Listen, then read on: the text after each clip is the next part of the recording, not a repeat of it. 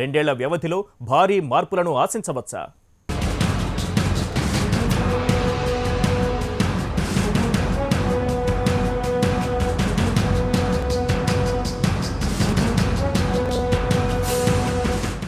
Sir, JAC chairman Kodandaram చేసినటువంటి వ్యాఖ్యలు, గతంలో మల్లన్న సాగర్ ప్రాజెక్టు నిర్వాసితులకు మద్దతుగా ఒక్కసారి టీఆర్ఎస్ ప్రభుత్వం పైన ఆయన చేసిన వ్యాఖ్యలు, ఇప్పుడు మరోసారి ప్రొఫెసర్ జయశంకర్ వర్ధంతి సందర్భంగా చేసిన వ్యాఖ్యలు, కాంట్రాక్టర్లు, రియల్ ఎస్టేట్ వ్యాపారులు అలాంటి తెలంగాణను ఆయన కోరుకోలేదు అని అంటూ ఎట్లా చూడాలి సార్? ఇప్పుడు జయశంకర్ గారి వర్ధంతి ఈరోజు సహజంగానే తెలంగాణ వాదులందరికీ కూడా ఒక ఆవేదన ఏంటంటే, జయశంకర్ సారు తెలంగాణ భావజాలానికి ప్రతీక.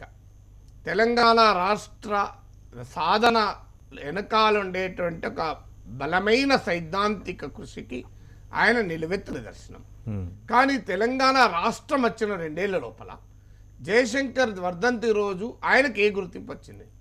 నిజంగా ఒక రకంగా ప్రభుత్వమే దీన్ని ఒక కార్యక్రమంగా చేపట్టి వాడవాడన, వీధి వీధిన, ఊరున, ప్రతి పట్టణంలో, ప్రతి పల్లెలో జయశంకర్ సార్కు గౌరవించాల్సినటువంటి సందర్భం. కానీ అది కనబడడం లేదు. ఇది కనబడకపోయే వరకు సహజంగానే తెలంగాణ వాదుల్లో ఆవేదన ఉంటుంది. అందులో జయశంకర్ సార్తో భుజం కలిపి పనిచేసినటువంటి కోదండరాం సార్ లాంటి వాళ్ళకు డెఫినెట్గా ఆవేదన ఉంటుంది, అందులో అనుమానం ఏం లేదు.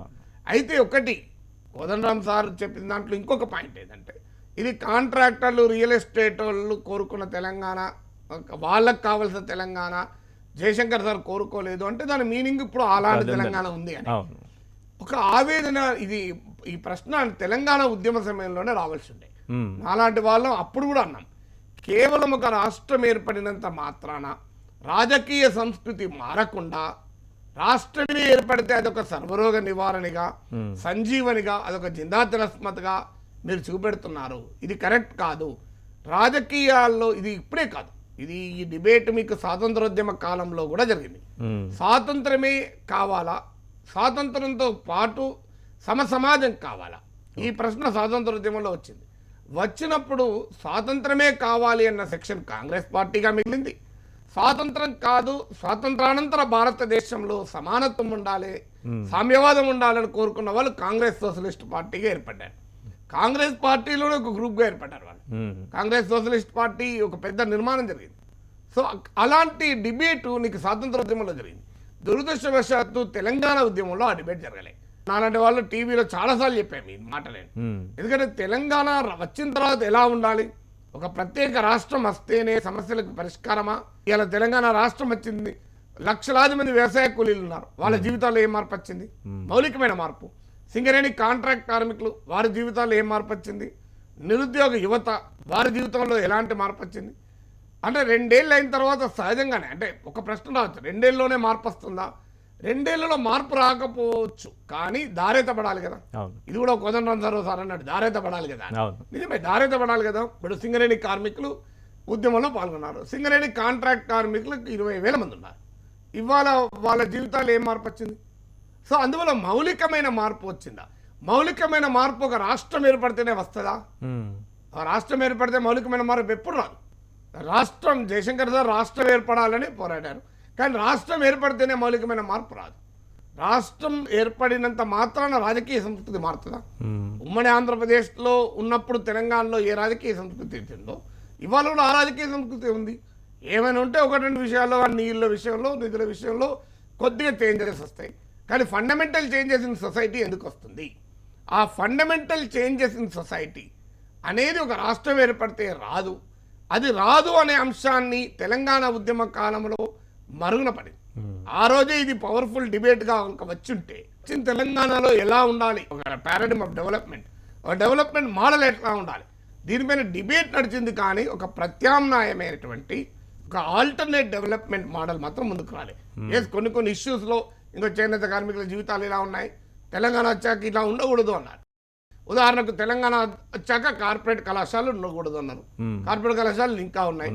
తెలంగాణ వచ్చినాక ముదనష్టపు కాంట్రాక్ట్ అవుట్సోర్సింగ్ విధానం ఉండకూడదు అన్నారు, కాంట్రాక్ట్ అవుట్సోర్సింగ్ విధానం ఇప్పటికే ఉంది.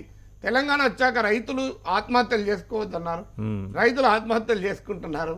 తెలంగాణ వచ్చాక మౌలికమైన చేంజెస్ వచ్చాయా అనే ప్రశ్న తెలంగాణ ఉద్యమంలోనే రాలేదు, ఉద్యమ అనంతరం కూడా అది బలంగా అనిపించడం లేదు. అది కొద్దిగా మాత్రమే వినిపిస్తుంది. ఆ ప్రత్యామ్నాయ రాజకీయ సంస్కృతి లేకుండా, అంటే ఒక డిఫరెంట్ పొలిటికల్ కల్చర్ లేకుండా డిఫరెంట్ పబ్లిక్ అడ్మినిస్ట్రేషన్ ఉండదు. ఇది అర్థం చేసుకోకుండా మనం ఎంత చర్చించినా ఈ ప్రభుత్వానికి వ్యతిరేకంగా ప్రతిపక్షంగానే మిగిలిపోతాం తప్ప ఇది ఒక ప్రత్యామ్నాయ ఆలోచనలను ముందుకు రావాలి. ఇప్పటికైనా తెలంగాణ పౌర సమాజ ప్రతినిధులు ఒక ప్రత్యామ్నాయమైన నమూనాను ప్రజల ముందు ఉంచాలి. తెలంగాణ ఎలా డెవలప్ కావాలి, ఒక్కొక్క రంగంలో వ్యవసాయంలో ఎలా డెవలప్ కావాలి, ఎడ్యుకేషన్ ఎలా డెవలప్ కావాలి. ఎప్పుడు కూడా ప్రభుత్వాన్ని ప్రశ్నించడం అనేది, ప్రభుత్వం చేస్తున్న కార్యక్రమాలను విమర్శించడం మాత్రమే పరిమితం అయితే లాభం లేదు. దానికి ఒక నువ్వు ఆల్టర్నేట్ రూట్ చెప్పు. ఎస్, జయశంకర్ ఎలాంటి తెలంగాణ కావాలని కోరుకున్నాడు, లెట్ తెలంగాణ చేసి ఒక డాక్యుమెంట్ విడుదల చేయండి. జయశంకర్ గారి రచనలను కోట్ చేస్తూ ఒక్కొక్క రంగం తీసుకోండి. వ్యవసాయము, చేనేత, చేతి వృత్తులు, ఒక్కొక్క రంగం తీసుకుని యాక్షనబుల్ ప్లాన్ ఏంటి, జయశంకర్ సార్ ఏం కోరుకున్నాడు, మరి ఎలాంటి తెలంగాణ కావాలి, ఈ తెలంగాణ అనేది ఇప్పుడు వచ్చిందా లేదా అనేది ఒక ప్రశ్న. ఇలా ఫండమెంటల్ క్వశ్చన్స్ రైజ్ చేయకుండా, ఇప్పుడు ప్రభుత్వ ఉద్యోగాలు ఉన్న ఉదాహరణ చెప్తాను. ప్రభుత్వ ఉద్యోగాలు ఉమ్మడి ఆంధ్రప్రదేశ్లో రిక్రూట్మెంట్లు అయినాయి, ఇప్పుడు రిక్రూట్మెంట్లు అవుతున్నాయి. ఉమ్మడి ఆంధ్రప్రదేశ్లో డిఎస్సీలు పడ్డాయి, ఉమ్మడి ఆంధ్రప్రదేశ్లో గ్రూప్ 1లు పడ్డాయి, ఉమ్మడి ఆంధ్రప్రదేశ్లో గ్రూప్ 2లు పడ్డాయి. తెలంగాణ వచ్చినా కూడా అవే గ్రూప్ 1లు గ్రూప్ 2లు డిఎస్సీలు డిఎస్సీ పడలేదు, పడితే అంటుంది. మరి మార్పు ఎక్కడ వచ్చింది? తెలంగాణ ఉద్యమంలో ఏం చెప్పారు? లక్షలాది ఉద్యోగాలు ఆంధ్ర వాళ్ళు తీసుకెళ్లారు, వాళ్ళు వెళ్ళిపోతే మనకు బ్రహ్మాండంగా ఉద్యోగాలు అన్నారు, వచ్చాయా?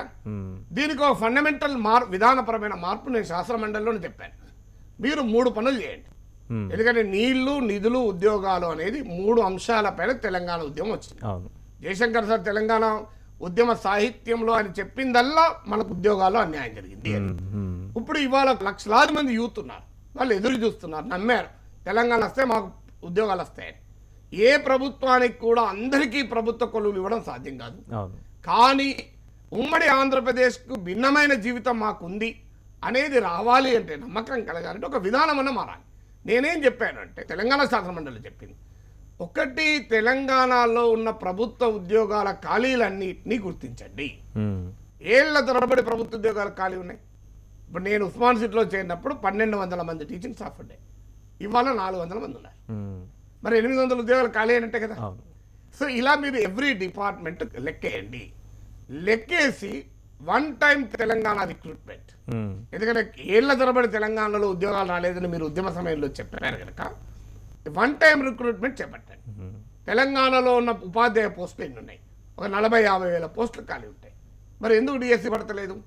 40-50 వేల పోస్టులు, ఒకటిగా 2 కాదు. సింగరేణి కాలరీస్లో ఒకప్పుడు 1,10,000 మంది పనిచేసేవాళ్ళు, ఇవాళ ఎంతమంది పనిచేస్తున్నారు? 65,000 పడిపోయింది. అందులో 20,000 మంది కాంట్రాక్ట్ కార్మికులే. ఇలా మీరు ప్రతి రంగంలో తెలంగాణలో ఉద్యోగాలు ఏవేవి ఖాళీ ఉన్నాయో లెక్క తీయండి. లెక్క తీసి తెలంగాణ వచ్చిన సందర్భంగా మీరు తెలంగాణ ఇంక్రిమెంట్ ఎట్లయితే ఇచ్చారో ఉద్యోగులకు, తెలంగాణ నిరుద్యోగ బిడ్డలకు వన్ టైం రిక్రూట్మెంట్ చేయండి.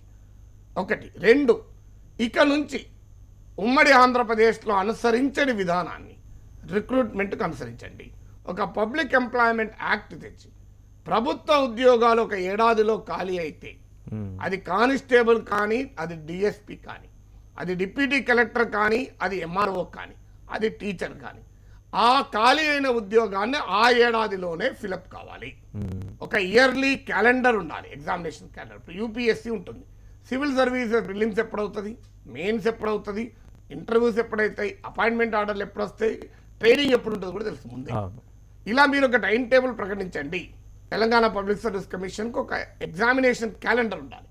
ఉండి ఆ ఏడాదిలో 100 పోస్టులు ఖాళీ కావచ్చు, 1000 పోస్టులు ఖాళీ కావచ్చు, 10 పోస్టులు ఖాళీ కావచ్చు.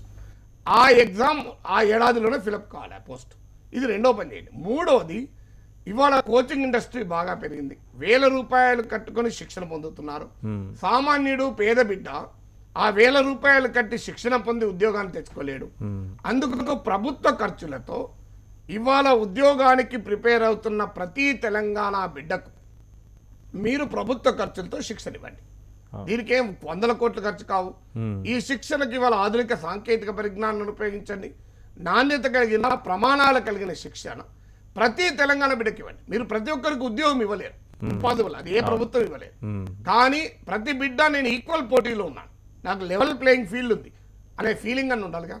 నా దగ్గర డబ్బులు ఉంటే నేను అశోక్ నగర్ పై కోచింగ్ తీసుకున్నటువంటి నాకు గ్రూప్ 1 వచ్చు, గ్రూప్ 2 వచ్చు, నాకు టీచర్ అవుతున్నా అనే బాధ్యత పడకూడదు కదా. అవును. అది మహబూబ్ నగర్ జిల్లాలోని ఒక పేద గ్రామంలో ఉన్న ఒక పేద బిడ్డ కానీ, ఆదిలాబాద్ అడవుల్లో ఉన్నటువంటి ఒక గిరిజన బిడ్డ కానీ, వారికి నాణ్యత కలిగినటువంటి శిక్షణ ఇచ్చి సమానమైన పోటీకి తయారు కానీ. మీరు ఉద్యోగాలు ఇవ్వలేరు, కనీసం ఈ పని చేయండి. దీనికి మీరు ఒక బ్రహ్మాండమైన క్వాలిటీ శిక్షణ ఇవ్వండి. నేను శాసన మండలి సభ్యుడిగా ఈ రంగంలో 2-3 దశాబ్దాల అనుభవం ఉన్న వ్యక్తిగా చెప్పాను, ఒక్క నయా పైసా తీసుకోకుండా, ఏ పదవి లేకుండా నా ఖర్చులతో నేనే వచ్చి మీకు అన్ని రకాల సహాయాన్ని అందిస్తానని ఆఫర్ చేశాను. నాకు ఏ పోస్ట్ ఇవ్వకండి, ఒక్క నయా పైసా నాకు డబ్బులు ఇవ్వకండి. ఈ 2 ఇస్తే చేయను. ఈ 2 ఇవ్వకుండా తెలంగాణ సమాజం కొరకు నేను చేస్తాను అని శాసన మండలిలో చెప్పాను. అన్ఫార్చునేట్లీ ఇప్పటి వరకు ఏది రియాక్షన్ లేదు. మరి తప్ప నేను ఇప్పుడు మరోసారి టీవీ ద్వారా చెప్తున్నా, ఈ 3 పనులు ఎందుకు చేయకూడదు? ఇది చేస్తే నిరుద్యోగ బిడ్డలకు ఒక నమ్మకం వస్తుంది. ఎస్, ఒక విధానం మారింది, ఉమ్మడి ఆంధ్రప్రదేశ్లో ఇట్లా లేకుండే, తెలంగాణ వచ్చాక ఇంకో ఇట్లా వచ్చింది, ఇట్లా మార్పు వచ్చింది నమ్మకం ఉంటుంది.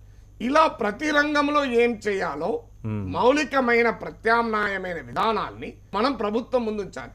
ఎందుకంటే ఇలా ఓపెన్ కాస్ట్ ఉంది తెలంగాణలో, పదే చెప్పాం. ఓపెన్ కాస్ట్ అనేది తెలంగాణ వ్యవస్థ రద్దవుతుంది, తెలంగాణను బూడిద గడ్డలుగా మారుస్తున్నది ఓపెన్ కాస్ట్ అని టిఆర్ఎస్ శాసన మండలి సభ్యులు, నేను ఎమ్మెల్సీగా ఉన్న రోజుల్లో అనేక సార్లు ఉమ్మడి ఆంధ్రప్రదేశ్ చెప్పారు.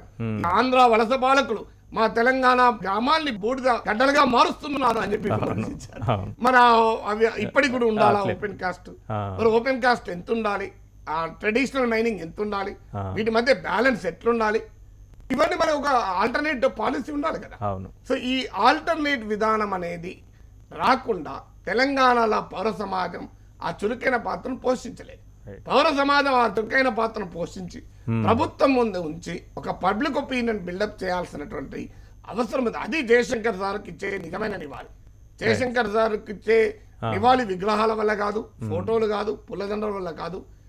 తెలంగాణ రాష్ట్రం కావాలని ఆయన జీవితకాలపు భావజాల వ్యాప్తి చేశాడు కనుక ఆ వచ్చిన తెలంగాణ జన తెలంగాణగా, ప్రజా తెలంగాణగా నిర్మించుకోవడమే ఆయనకు నివాళి.